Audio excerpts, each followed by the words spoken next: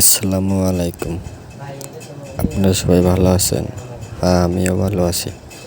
আমি ঢাকা থেকে বোম্বাইয়ের উদ্দেশ্যে রওনা দিয়েছি। এখন আমরা প্রায় উপহারস্থলে উঠে আছি। তো সেখানে আমরা দেখতে পেলাম অনেক অদৃশ্য কার্যকর, কিন্তু এটি মানুষই মানতে পারতেছে না। দেখুন, এই যে মেঘগুলো ভাসমান অবস্থায় আছে, আমরা কিন্তু এই যে মেঘটা দেখা যাইতেছে, এই মেঘের উপরেও কিন্তু আমরা আছি। এই মেঘটা নিচে, আমাগো নিচে আছে বর্তমানে। তো কীভাবে আল্লাহর কুদরতে তারা অবস্থান করে আছে, দেখা যাইতে যে আরেক জাবানার পৃথিবী, এখানে আরেকটা মনে কয় এই পৃথিবী আছে, ওই রকমের দেখা যাইতেছে। আবার দেখা যাইতেছে যে সমুদ্রের মতন, যে সাদা নীল নীল পানির মতন দেখা যাইতেছে। আসলে কিন্তু নীল নীল পানি না, ওটা হয়েছে এক ধরনের মেঘ।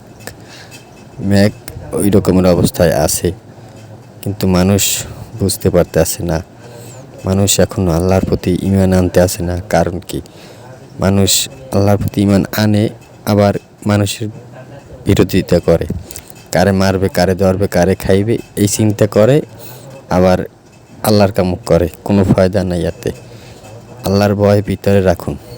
দেখুন, এই যদি আল্লাহর কুদরতে এই মেঘগুলো এরকমই যদি থাকতে পারে, তোমার আমার কি অবস্থা হইতে পারে একবার চিন্তা করে দেখুন। নিশ্চয়ই আল্লাহর উপর ভরসা আনুন, আল্লাহর একই মানে ভাবুন, আল্লাহ যা করছে তাই শুনুন, করুন। মানুষের ক্ষতি করে আল্লাহকে পাওয়া যাইবে না।